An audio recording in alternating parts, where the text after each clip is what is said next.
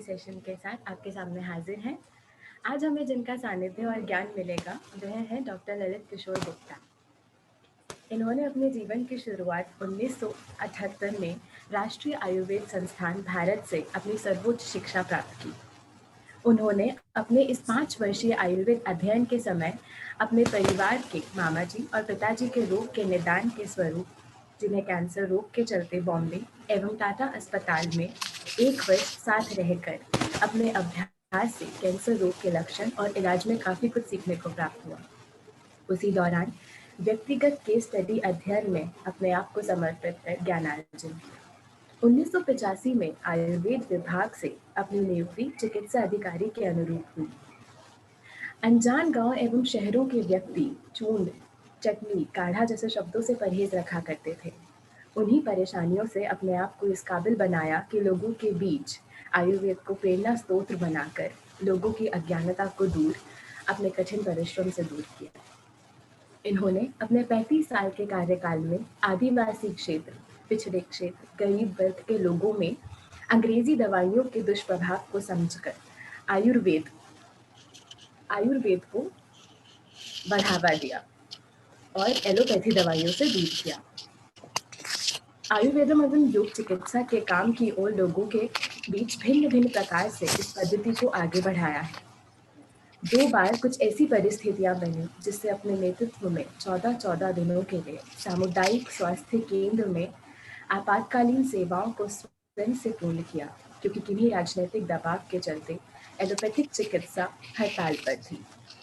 अपने कठिन परिश्रम, मेहनत और सेवा भावी आचरण से अनेक व्यक्तियों को बेहतर उपचार प्रदान किया। तो हम आज का अपना Q&A सेशन शुरू करते हैं। हम बहुत ही वी आर सो ब्लेस्ड कि आप यहाँ आए। तो जो पहला प्रश्न है वो आपने अपने 35 साल के अनुभव में आयुर्वेद को कहाँ से कहाँ तक पहुँचते हुए देखा है? मैंने आयुर्वेद को उस स्थान पर देखा था 35 वर्ष पहले, जब लोग शहरों में भी आयुर्वेद से कतराते थे, बहुत दूर जाते थे। शिक्षित, पढ़े लिखे, मतलब इंजीनियर, डॉक्टर्स, आज तो एलोपैथ डॉक्टर्स जो है, मेरा पर्सनल एक्सपीरियंस है, एमडी डॉक्टर्स जो है वो ये कहते हैं, डॉक्टर साहब जुकाम के लिए आपका कोई काढ़ा दे दो ना। हाँ जी। और एक समय ये था कि उसे तिरस्कृत रूप में देखा जाता था आयुर्वेद।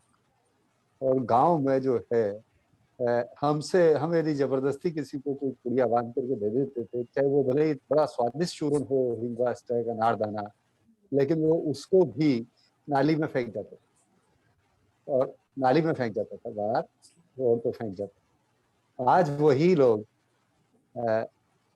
बाबा रामदेव का बहुत बड़ा योगदान मानता हूँ, जिन्होंने आयुर्वेद को अपलिफ्ट किया, लेकिन साथ में जो आधुनिकीकरण औषधियों का हुआ और शिक्षा और जागृति का जो जैसे ही पैदा हुआ, लोगों को एलोपैथी से जो है मोह भंग होता गया। उन्हें पता लगा कि ये तो जीवन भर दवाइयाँ खानी है, इनके बहुत ज्यादा साइड इफेक्ट हैं। वैसे वैसे लोग जो है आयुर्वेद की तरफ धीरे धीरे झुकते चले। और आयुर्वेद में 80% रोगी डीएम डॉक्टर, एलोपैथ के एमडी डीएम डॉक्टर से चिकित्सा करवा के आया करते थे। अब डायरेक्ट जो है 50% पेशेंट डायरेक्ट आयुर्वेद चिकित्सक के पास आ जाए, इतना डिफरेंस हो गया। जी जी। अच्छा, अभी हम लोग देख रहे हैं कि कोविड की कितनी भयानक स्थिति बढ़ती जा रही है देश में, तो इसमें आप आयुर्वेद चिकित्सा को कैसे एक विशेष रूप देना चाहते हैं? आयुर्वेद से ही कोविड पर विजय प्राप्त की जा सकती है, मेरा कहना ये है। बिना आयुर्वेद के एलोपैथी में तो डॉक्टर गुलेरिया जो एम्स के डायरेक्टर हैं, वो कह चुके हैं कि हमारे पास कोई एंटीवायरल ड्रग नहीं है, कोई वायरस विरोधी दवा हमारे पास नहीं है, हम केवल लाक्षणिक चिकित्सा कर रहे हैं। आयुर्वेद त्रिदोष पंचभूत पंच महाभूत तन्मात्रा और विशेष रूप से यश देशे यद जीवो उद्भूतम तद उद्भूतम वनस्पतिश्च तस्य औषधि, ये 5000 साल पहले महर्षि चरक सुश्रुत लिख गए थे। जिस देश में जो मनुष्य पैदा हुआ है उस देश में जो वनस्पति पैदा होती है वही उसके लिए चिकित्सा के लिए कारगर है।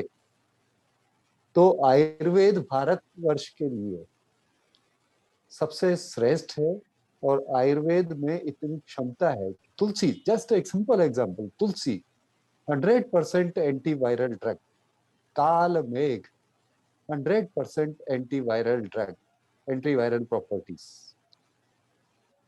नीम antiviral, so many compounds are so good properties antiviral. Even in my practice I have experienced the Mahalakshmi Vilas Ras gold and Chirakin tablet. There is Saptaparna, Kal Megh, etc.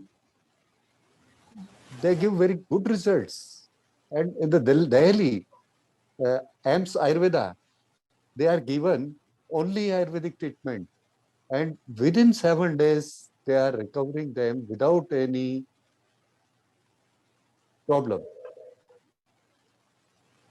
In case any emergency, they use allopathy. In case any emergency, they use oxygen. But by Ayurveda, not only moderate, but severe cases, they are curing. 100% curing. इस Covid pandemic को 1 साल से ज़्यादा होने में आया है जी। और आपने अपने आप को और अपने पेशेंट्स को कैसे एक अच्छे स्वास्थ्य की दिशा दिखाई? मैंने मेरे सभी रोगियों को अश्वगंधा, गिलोय, तुलसी, व्यायाम, योग प्राणायाम, प्रकृति, जो आपका नेचुरोपैथी, प्रकृति की शरण, प्राकृतिक चिकित्सा, इनके द्वारा ही व्यक्ति स्वस्थ रह सकता है। इनके बिना स्वस्थ नहीं रह सकता है। आयुर्वेद, योग और प्राकृतिक चिकित्सा के बिना व्यक्ति स्वस्थ नहीं रह सकता। और मैंने मेरे रोगियों को इन सब का समन्वय करके, उसे मैंने दीर्घ श्वास भी कहा, मैंने उसे प्राणायाम भी कहा, उससे मैंने कुछ आसन भी बताया और ये आयुर्वेदिक औषधियों के साथ ये सब सम्मिलित करके और मैंने उनको श्रेष्ठ रूप से अपना इम्यून सिस्टम बूस्ट अप करने के लिए एडवाइस किया। आप लोगों को कैसे बता सकते हैं कि दिनचर्या और रात्रिचर्या की विशेषता जरूरी है, उसके लाभ? देखिए, आज आदमी लाइफ स्टाइल डिजीज से ज्यादा डेथ रिकॉर्ड है। डेथ रिकॉर्ड जो है इन्फेक्शियस डिजीज से नहीं है, लाइफ स्टाइल डिजीज से है। तो फिर वही बात आ गई, दिनचर्या और रात्रिचर्या। लाइफ स्टाइल मीन्स दिनचर्या और रात्रिचर्या।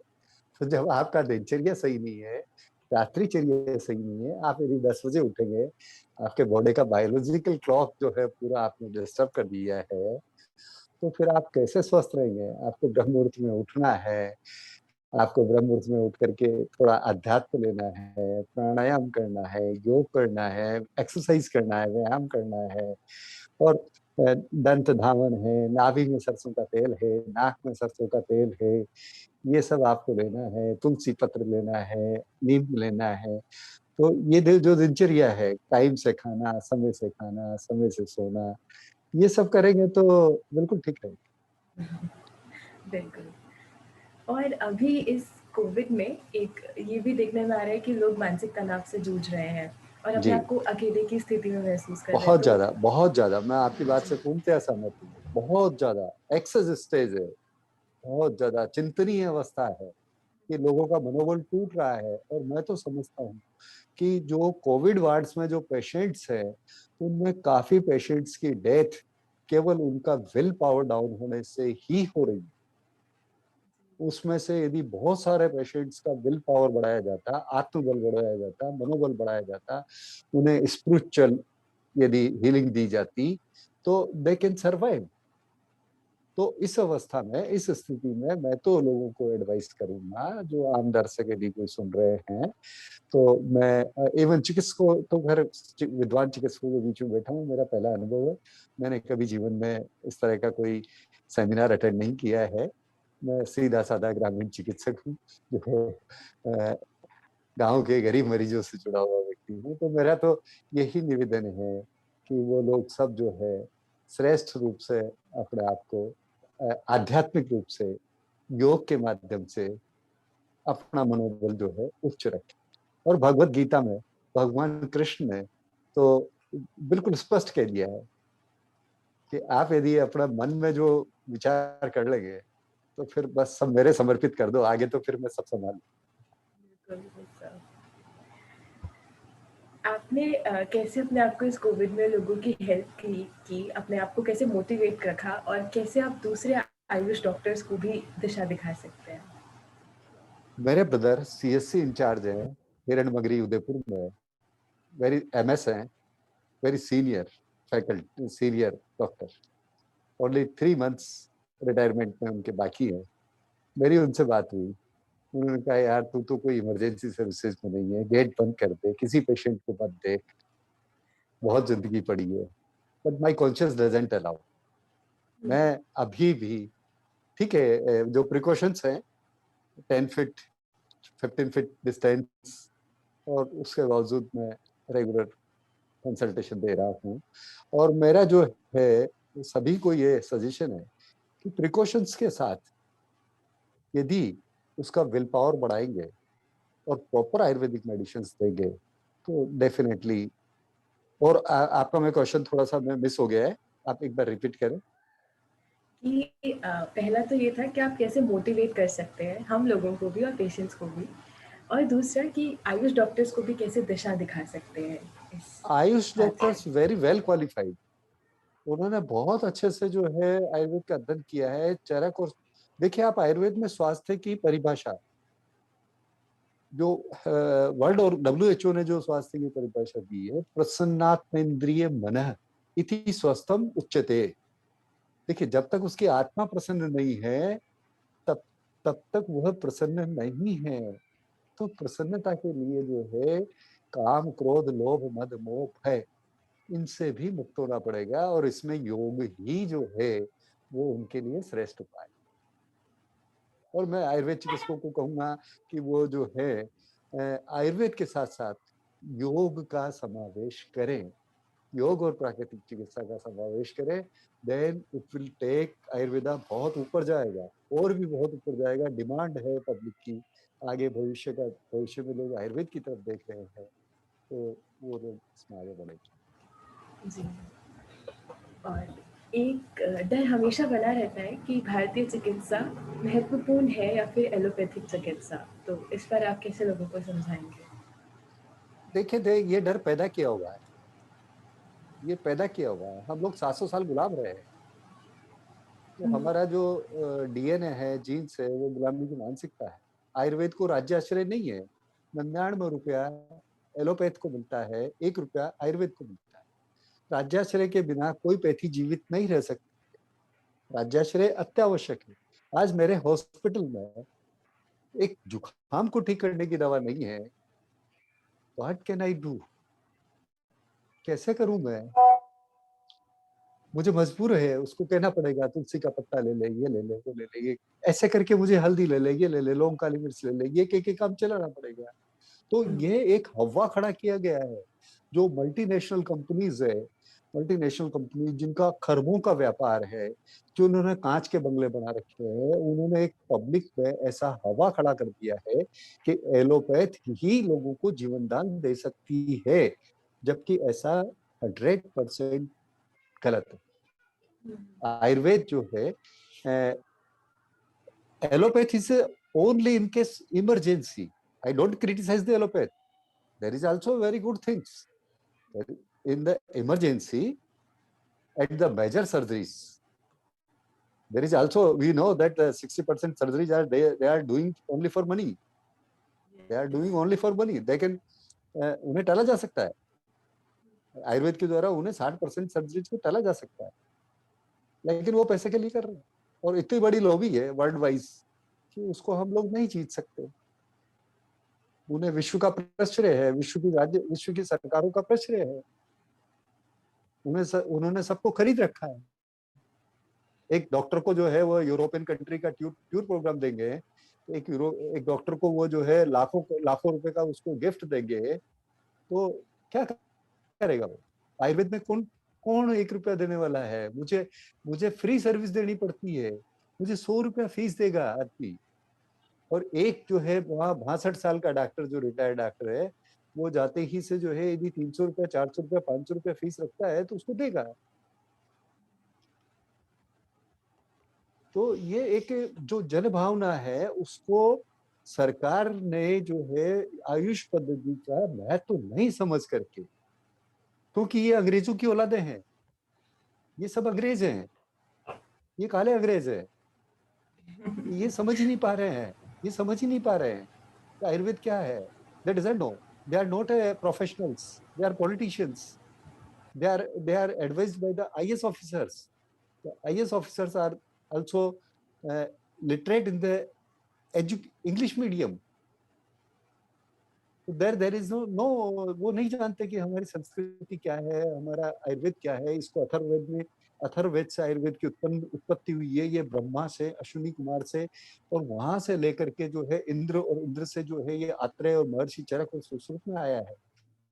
और इतना महत्वपूर्ण शास्त्र है जो जीवन के पल पल को जो है मार्गदर्शित करता है, लेकिन इसे नहीं समझ पा रहे हैं अभी तक भी। इसके लिए जागरूकता का अभाव है, शिक्षा का अभाव है। भारत अशिक्षित देश है। आज भी मैं समझता हूँ कि 70% लोग अशिक्षित है, और जो शिक्षित है दे आल्सो डजंट नो। मेरे जो फ्रेंड्स है, जेके में मैनेजर है, कोई बांगड़ में मैनेजर है, दे डजंट नो कि ये एलोपैथी ड्रग जो है इससे क्या रिवर्स इफेक्ट होते हैं। 40 साल से रेबेप्राजोल खा रहा है, but he doesn't know there is muscular dystrophy, उसका मानसिक क्षय हो रहा है, पैर, फिर बोलता है मेरी मिसेस के पैर दर्द हो रहे हैं। मैंने कहा कितने वर्ष हो गए रेबेप्राजोल खाते? बोले यार 40 साल हो। एसिडिटी होती थी तो डॉक्टर यही कहता था कि इसको खाओ, ठीक है भुगतो, और पैर दर्द होंगे, या तो इसको छोड़ दो और आयुर्वेद पे आ जाओ, मैं ठीक कर देता हूँ। तो सबसे बड़ा प्रॉब्लम यह है कि आपका आयुर्वेद वाले को जो है एलोपैथिक फार्माकोपिया, उसका एडवर्स इफेक्ट उसे कंप्लीटली याद होना चाहिए। उसके पास डॉक्टर ऐसे एलोपैथी डॉक्टर से ट्रीटमेंट लेके वो आ रहा है, तो आप में ये कैपेबिलिटी होनी चाहिए कि आप उसको जो है पूरी तरह से नकार सके, उसे बता सके, उसे समझा सके कि देखिए आपको जो दवाई दी है वो ये मेरी बुक रही, आप देखो सामने इसमें लिखा है कि ये सब इसके साइड इफेक्ट है, आप गूगल पे पढ़ लीजिए। ऑटोमेटिकली पेशेंट जो है एब्सोल्युटली क्लियर माइंड, वो जीवन में कभी आयुर्वेद को छोड़ के जाता ही नहीं है जो मेरे पास आता है, एलोपैथी की तरफ नहीं जाता। अच्छा, आजकल हम ये भी देख रहे हैं कि कहीं-कहीं आयुर्वेद की मेडिकेशंस भी थोड़ी-सी कॉस्टली हैं, तो उसको आप कैसे देखते हैं? नहीं, केरला गवर्नमेंट बहुत ज़्यादा सब्सिडी देती है, और देखिए ये जो प्राइवेट सेक्टर में है तो वो तो कंपनियां जो है उन्होंने बहुत ज़्यादा कॉस्टिंग कर दी है। एक्चुअली जो उनकी कॉस्ट नहीं है। वैसे तो आयुर्वेद की जो मेडिसिन है, यदि उन्हें शास्त्रोक्त तरीके से बनाते हैं तो आज के युग में वह महंगी पड़ती ही है। आप उसका 100 पुट लगाएंगे, यानी 100 पुट का मतलब 100 टाइम्स आपको कंडे लेकर के, छाने लेकर के 100 बार उसको अदरक भस्म को जलाना है, कपड़े में कपड़ मिट्टी करके उसको जलाना है। तो 100 टाइम्स आप ऐसा करेंगे तो उसकी कॉस्ट बढ़ेगी, तो कॉस्ट तो बढ़ेगी। देयर इज, जो फॉरेस्ट है, वन है, वनौषधियां हैं, लुप्त तो हो रही हैं, उन्हें पैदा करने के लिए कोई प्रयास ही नहीं हो रहा है, तो डिमांड ज्यादा है। डिमांड ज्यादा है तो फिर नेचुरल कॉस्ट बढ़ेगी। बिल्कुल। और अभी जो कोविड चल रहा है तो उसमें आयुर्वेद में जैसे काढ़ा दे सकते हैं, और हमें ये भी पता है कि काढ़ा कई प्रकार का होता है, तो जो घर पे हम आसानी से बना सकते हैं और जो सबके लिए काफ़ी प्रभावी भी हो, तो उसके बारे में आप बताइए। बहुत सरल, बहुत सरल, जो सब कुछ आपकी रसोई में मौजूद है। दालचीनी आपके पास है, हल्दी आपके पास है, आंवला पाउडर आपके पास है, अजवाइन आपके पास है, काला नमक आपके पास है, आपके घर पे तुलसी उगी हुई है, गिलोय भी लगभग लगभग सब जगह भारतवर्ष में गिलोय सब जगह संपूर्ण जगह है। आपको जी, बाजार से कोई चीज खरीदने की जरूरत नहीं है, तुलसी घनवटी खरीदने की जरूरत नहीं है, गिलोय घनवटी खरीदने की जरूरत नहीं है। कोई मैटर नहीं है कि आप पैसा खर्च करें, यदि रेगुलरली इन सबको डिकॉक्शन करते हैं आप 4 गुना पानी, मीन्स जितना आप जो है जितने कैंडिडेट है उस हिसाब से आप उसका क्वांटिटी लें। जैसे एक कैंडिडेट एक के लिए बना रहे हैं तो आप 4 काली मिर्च, 2 लौंग, 10 तुलसी जी के पत्ते, थोड़ा सा शतावरी का टुकड़ा, अजवाइन 1/4 चम्मच, दालचीनी 1/4 चम्मच, हल्दी 1/4 चम्मच, ये सब, उसमें काला नमक बिल्कुल 2 चिमटी, ये सब डाल करके उसे हमने यदि 2 गिलास पानी में 3 गिलास पानी डाला उसमें और उसे बॉईल करते हैं, 1 गिलास रह गया उसे रख दें, और जब वो ल्यूक वार्म हो जाए तो उसको खाना खाने के बाद पिए। लोग कंप्लेंट करते हैं काढ़ों से हमारे पेट में जलन हो गई, हमारे पाइल्स में जलन हो रही है। अब सुबह सुबह खाली पेट पी जाएंगे तो सब होगा ही। आप उसको खाना खाने के बाद दिन में लीजिए आफ्टर लंच टाइम। और हमें काढ़े को अपने घर में, हाँ जी, काढ़े को क्यों बदनाम कर रहे हो? आप लेने का तरीका गलत है, लेने का तरीका गलत है। बिल्कुल। हाँ, तो मैं पूछ रही थी कि जैसे हम लोग घर में बहुत सारे पेड़-पौधे लगा लेते हैं, तो उसमें कौन-कौन सी सबसे अच्छी जड़ी-बूटियाँ हैं जो हम लोग लगा सकते हैं? गिलोय है, तुलसी है, शतावरी है, ये बड़ी सहज रूप से उग जाती है, बड़े आराम से उग जाती है। अड़ूसा है जिसे वासा बोलते हैं, जो चरक में लिखा है कि जब तक अड़ूसा मौजूद है तब तक श्वास के रोगी को जो है, फुफ्फुस के रोगी को चिंता करने की जरूरत नहीं है। जब तक पृथ्वी पे वासा मौजूद है तब तक उसको चिंता करने की जरूरत नहीं है। अकेला अड़ूसा जो है उसके फेफड़ों को ठीक कर दे। तो ये सामान्य अपना गार्डन में लगा सकते हैं। और अभी हम लोग देख रहे हैं कि अभी ऐसे नए केसेस आ रहे हैं कि पोस्ट कोविड में लोगों को हार्ट से रिलेटेड प्रॉब्लम, ऐसी बहुत सारी चीज़ें दिक्कत कर रही हैं। तो बिल्कुल, उसमें, डॉक्टर्स डी डाइमर सजेस्ट कर रहे हैं कि आप डी डाइमर लीजिए और हाँ जी, एस्प्रिन खाइए और एस्प्रिन लीजिए, और इस तरह के खून पिघलाने के लिए जो है इवन महंगे महंगे इंजेक्शन जो है पेट में लगा रहे हैं। तो मैं सजेस्ट करता हूँ कि यदि वो हल्दी 1 चम्मच, जो अमेरिका में इतना फेमस हो गया है, गोल्डन मिल्क, गोल्डन मिल्क के नाम से हर आदमी पी रहा है, लाइन लगा के पी रहा है, हुँ, और हिंदुस्तान में हर घर में हल्दी है लेकिन वो नहीं पी रहा है। तो बड़ा आश्चर्य है। अकेला हल्दी जो है एंटी कोगुलेंट है, बहुत जबरदस्त है एंटी कोगुलेंट। तो कच्ची हल्दी की बात कर रहे हैं कच्ची ना? हल्दी, कच्ची हल्दी, सूखा ड्राई पाउडर उसको दूध में घोल के पानी में घोल के आप पी ले, दूध नहीं है आपका पानी में घोल के पी ले, कोई क्लॉटिंग नहीं होगा, कोई क्लॉटिंग नहीं होगा। और आजकल मतलब जैसे कोविड तो है ही एक रेस्पिरेटरी डिजीज़, श्वास संबंधी बीमारी, तो उसके लिए और भी ऐसी बीमारियों के लिए हम सब काढ़ा और ये सब ले सकते हैं। हाँ नहीं, जैसे जैसे उनके यहाँ स्टीरोइड है, वो लोग जब जब सीवियर स्टेज में जाते हैं तो स्टीरोइड देते हैं, डेक्सोना, मिथाइल प्रेडनिसोलोन। जी, आयुर्वेद में भी है, महालक्ष्मी विलास रस गोल्ड, स्वर्ण युक्त, दिस इज स्टेरॉइड। जब आपको ऐसी जरूरत पड़ रही है तो आप उसको एक एक टैबलेट दिन में 3 बार दीजिए, उसके अंदर वाइटलिटी भी आएगी, और उसका निमोनाइटिस जो है, निमोनाइटिस वो भी कवर अप होगा। साथ में 2-2 गोली चिराकिन दिन में 3 बार दे दीजिए, फर्स्ट डे से ही बिल्कुल ठीक होगा। मेरे यहाँ गरीब लोग आ रहे हैं, माँ सुदर्शन काढ़ा पिलाता हूँ जिसमें 56 तरह की वनस्पतियों का काढ़ा है, सांडू कंपनी का। हाँ, कुछ कंपनियां गड़बड़ करती है, क्वालिटी से कम्प्रोमाइज करती है, दैट इज वेरी प्रॉब्लम। ये सब बड़ा एक्सपीरियंस से आता है कि किस कंपनी के दवा जो है बेस्ट क्वालिटी है। तो मैं सजेस्ट करूंगा कि सांडू कंपनी का माँ सुदर्शन काढ़ा, ऊर्जा का इकोनॉमी महालक्ष्मी विलास रस, चिराकिन झंडू की टैबलेट, 50 रुपए की 10 गोली, बड़ा अच्छा काम कर रही है। वासाउले 1-1 चम्मच ले रहे हैं, चाट ले, बहुत अच्छा काम कर रहा है, कोविड पेशेंट पे बहुत अच्छा काम।